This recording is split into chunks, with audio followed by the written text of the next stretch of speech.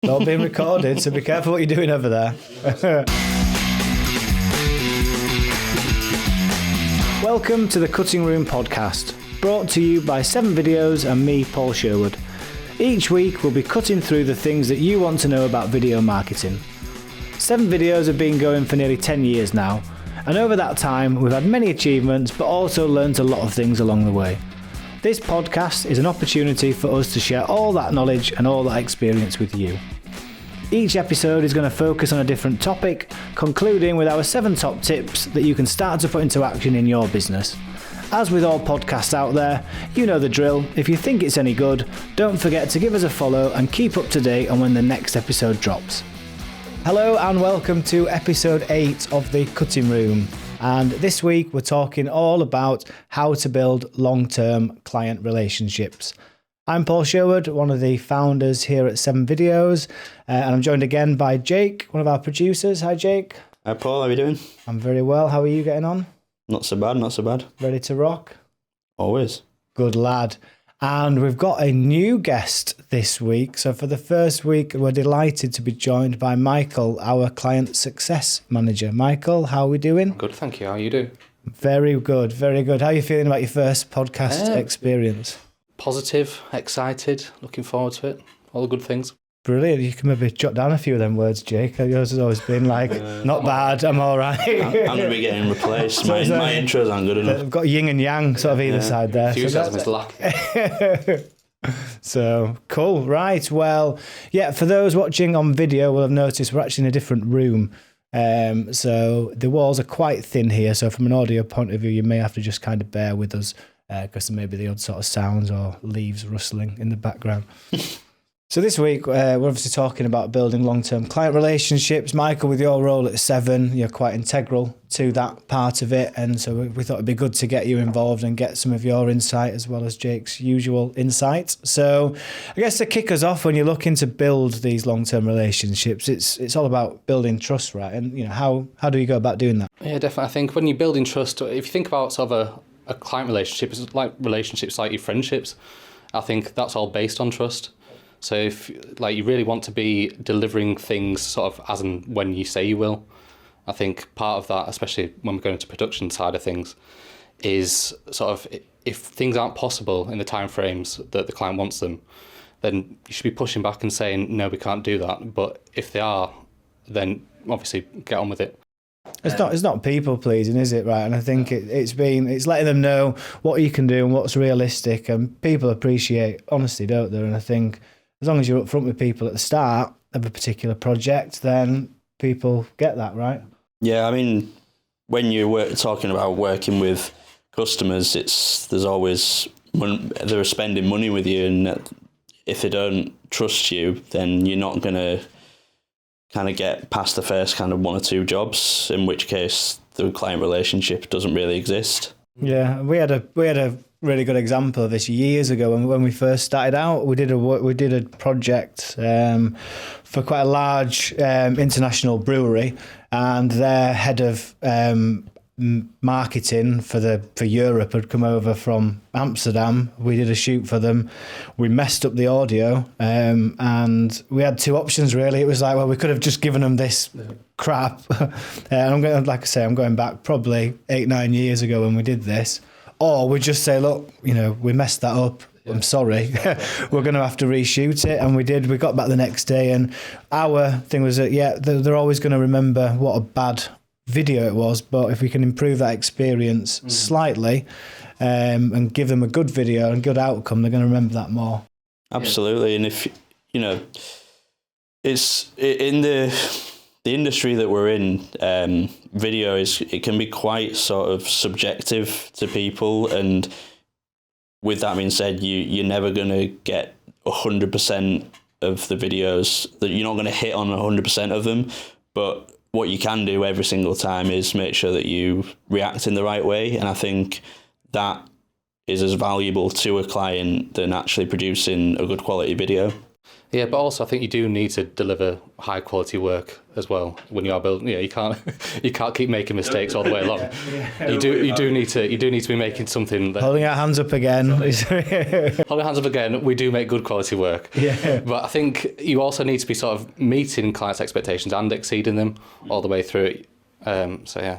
You should always back yourself. If you don't back yourself to produce high quality work, then why are you even bothering? But I think on the relationship side, it's just important to recognise where your downfalls are and just make sure that every single time that happens, your client can trust you to react in the right way and put things right for them. And if that happens every single time, when something does go wrong, they'll feel a lot more relaxed and comfortable working with you because they know that you're going to put it right. Yeah, I agree. And I think, like you say, I think both sides are right. It's making sure you're delivering a quality product time and time again. So consistency is key.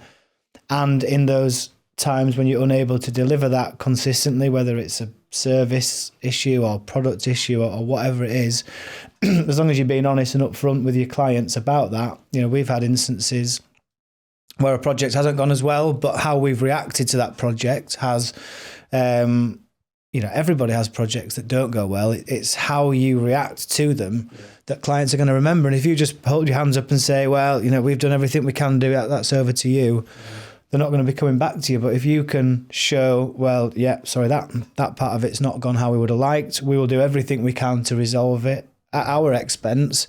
The clients think, well, you know what, these guys are good in a crisis, so they're the company and team I want to be working with. Yeah, definitely.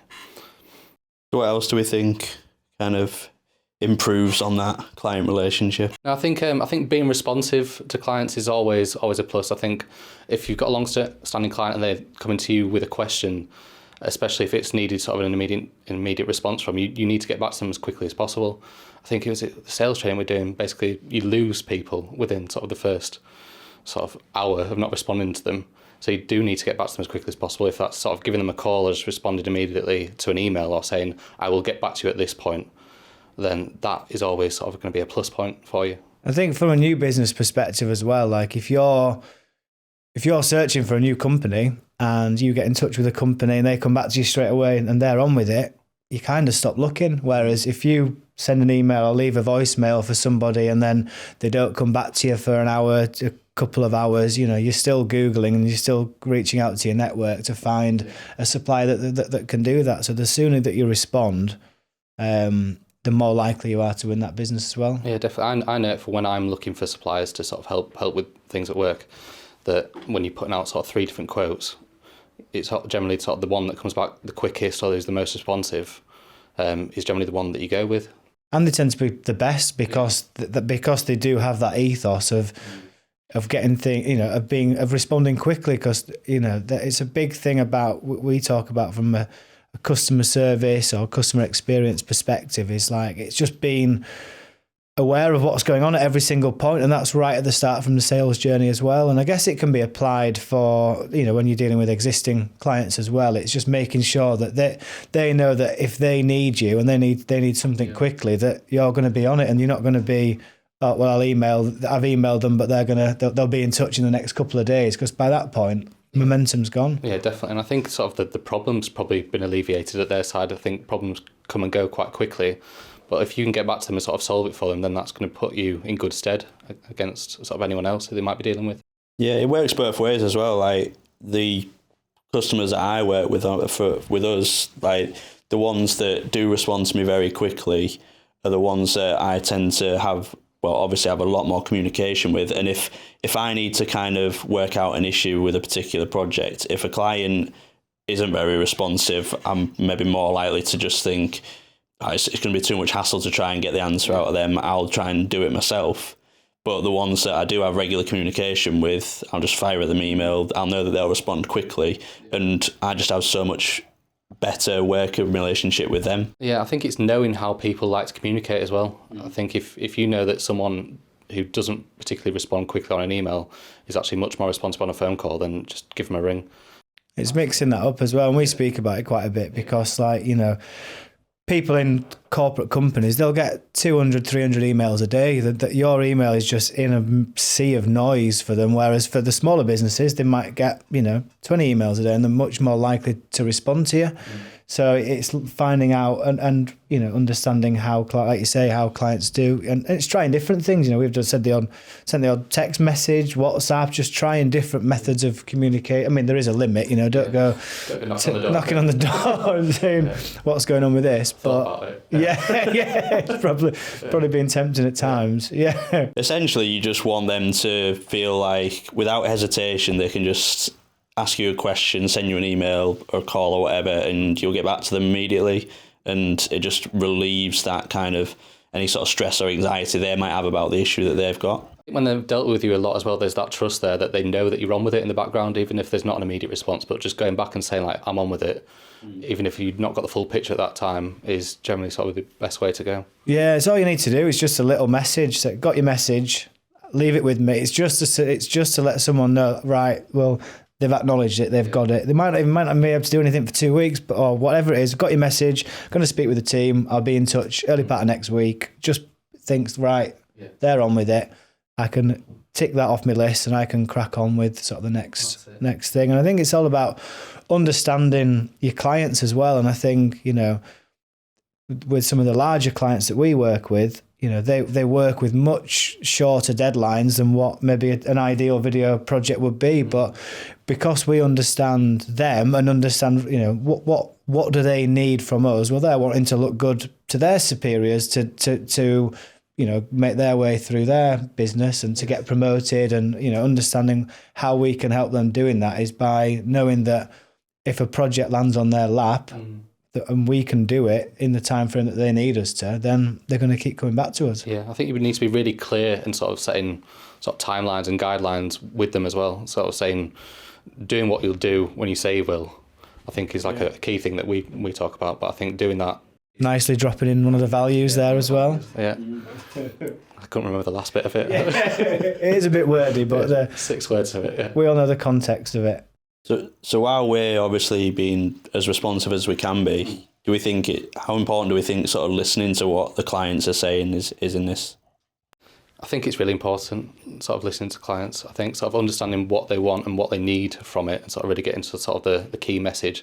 And often it's not, especially with us, it's not just about communicating the message, it's about how they want the message to land. I think it's about listening to what they've got, listening to what they want. Like, a lot of people can go onto a sales call or discovery call and think, right, this client has mentioned I want to have a case study produced. So you're thinking, right, we need to create my case study. But you need to actually listen to what they're saying, because the problem that they have, it might not be a case study that solves that particular problem. It could be anything, but you need to sort of go on to these types of calls and just really understand and ask questions and really find out what the problem is, because it might well be something else that you do that is the answer to that.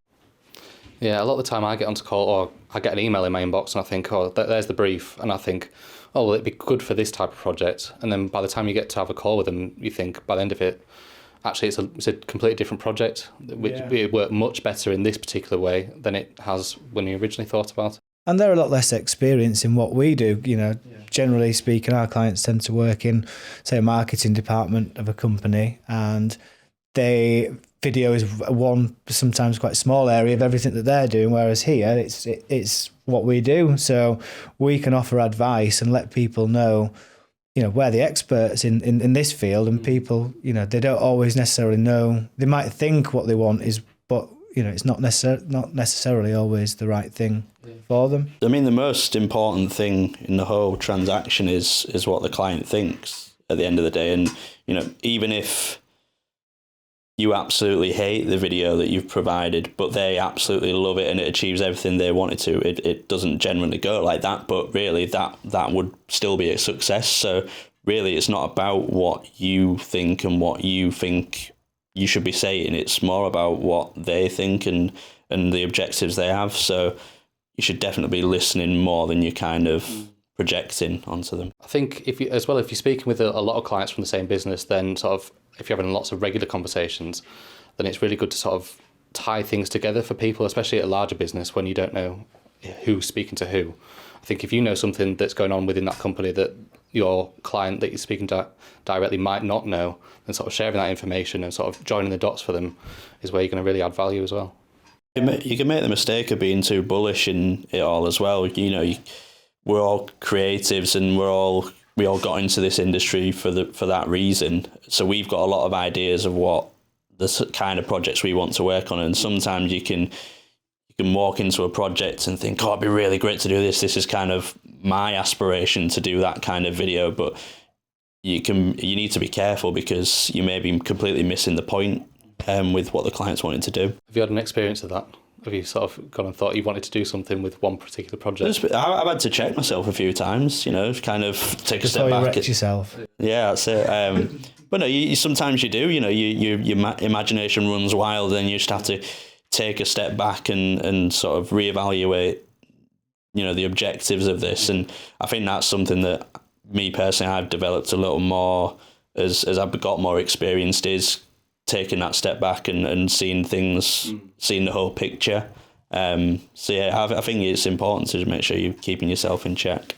That's key, I think, is understanding what the objective is and, what are they trying to achieve. That is the most important thing of any video project, really. And then we can tailor something around what that objective is. But too often, the clients will maybe focus on the tactical bit of what it, maybe the more nuts and bolts of how a particular video will look as opposed to what it's going to do. Yeah, definitely. I think you mentioned there about sort of what it achieves. I think recapping at the end of a project, understanding if it has achieved its goals is always a really key thing as well for sort of building long-standing client relationships, sort of knowing if it has actually hit the targets that you wanted it to hit. So I think what we do here is actually have feedback sessions, and having that regular feedback with your clients is really helpful for knowing if you're actually hitting the mark and knowing if you're actually doing the right thing or if there's things that you actually need to tweak. Yeah, and we've mentioned the feedback calls a couple of times now on the different sort of episodes we've had, and they are really important because it really opened our eyes to what we thought we knew about a particular client or project actually wasn't always right, and we've directly changed our processes as a result of that. You don't change it every time because not everybody likes that. People work in different ways, but if you start hearing similar things, you can look to kind of tweak your process or how you sort of deal with certain clients. It shows that you care as well, and in all walks of life, you'd never kind of put someone down who has the right attitude and wants to be better, even if they don't kind of measure up every time. So obviously when we're looking at client relationships and the business, well, clients can get on with you and like you as much as you want, but it can be quite cutthroat at the end of the day. And if you're not providing value, then it's probably not going to stand the test of time. So how do we think that we can provide value in these relationships to make sure that it does continue? I think that goes back to, it's kind of linked to what we'd said before. I think the real sort of nub of providing value is understanding what is important to your clients, so understanding your audience, understanding what their aspirations are with their job, understanding where the video that you're creating fits into what they're trying to achieve. What might be a small event video that we're creating for a client actually might be integral to what they're doing. And if we get that right and they make thousands of pounds off the back of it. So it's really understanding exactly what they're wanting to achieve. And I think there's lots of ways in which you can sort of provide further value. And that just comes down to, again, understanding your clients, understanding what's important to them, making them feel good, I think, and also understanding their needs, going to them and suggesting ideas.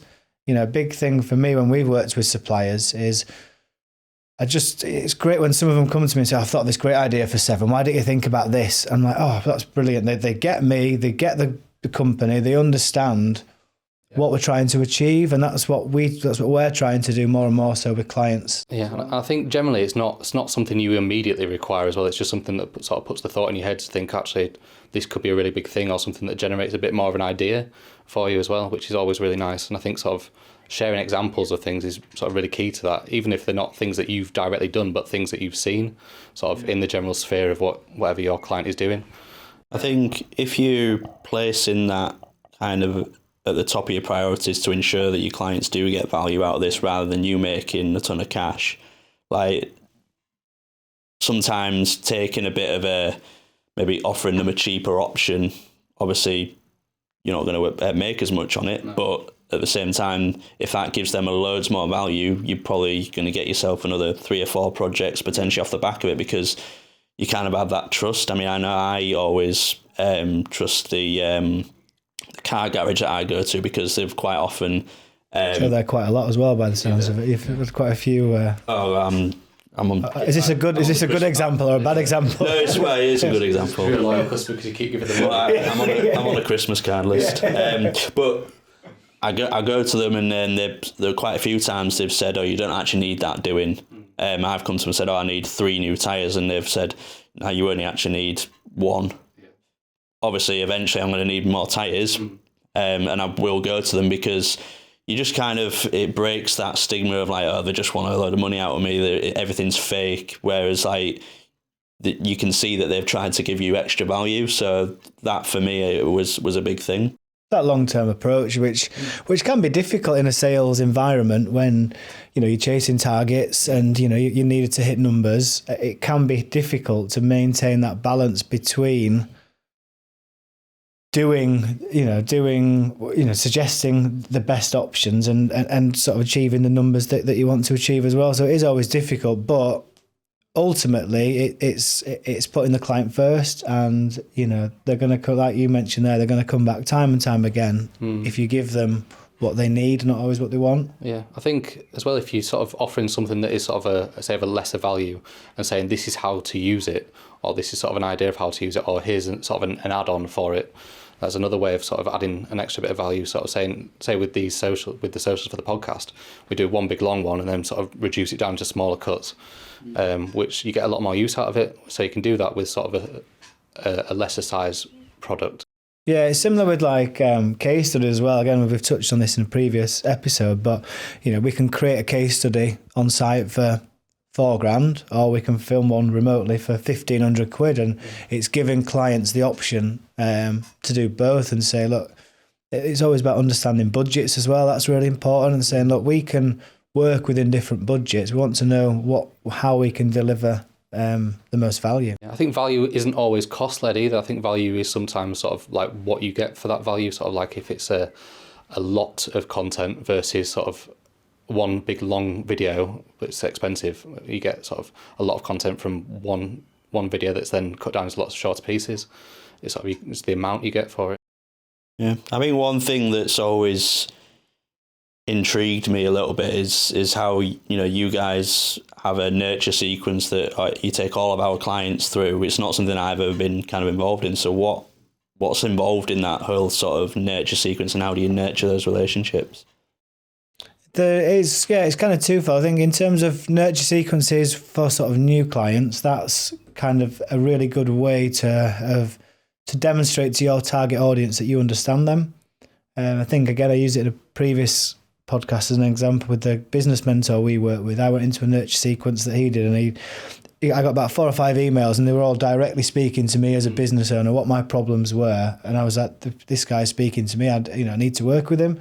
So it's a really good way of you demonstrating how you understand the problems that your audience have by providing that content to them that demonstrates those problems they have. I think when you're getting into nurturing relationships of existing clients, there's a lot more you can, it's touching on things we mentioned about making them feel good. It's being personal, again, not too personal. It's knowing where they're going as well, sort of knowing what their sort of goals, like personal goals and aspirations are as well, so you can help them get to it. I think that's really important. Yeah, it's understanding, all sorts of it's little things like if they've been on holiday, it's jotting that down in your CRM system when you next speak to them, how was your time in wherever you went, and it's being personal. It's just showing that you've listened. I think I'm using it with my friends now. I'm noting down all their birthdays.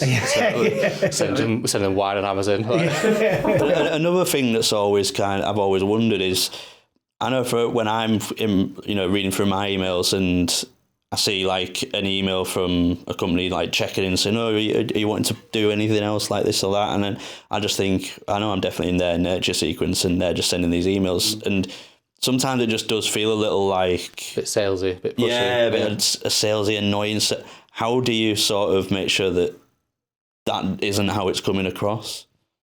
I think that they're probably you're either not their right target audience, or they don't solve the problem that you have. So it's ultimately having the right target audience and solving their problems. I think a lot of it is sort of time and place, as well as where you are in that sequence. Generally, if, like, it sounds like you're sort of at the top of the funnel where you're not actually at a stage to make a decision yet. Yeah, and actually that does kind of raise a point in my head, really, because the only ones that I really kind of have interacted with, they've timed it at a point. Like, say, Paul, when I needed something new, for example, it might have been a voiceover.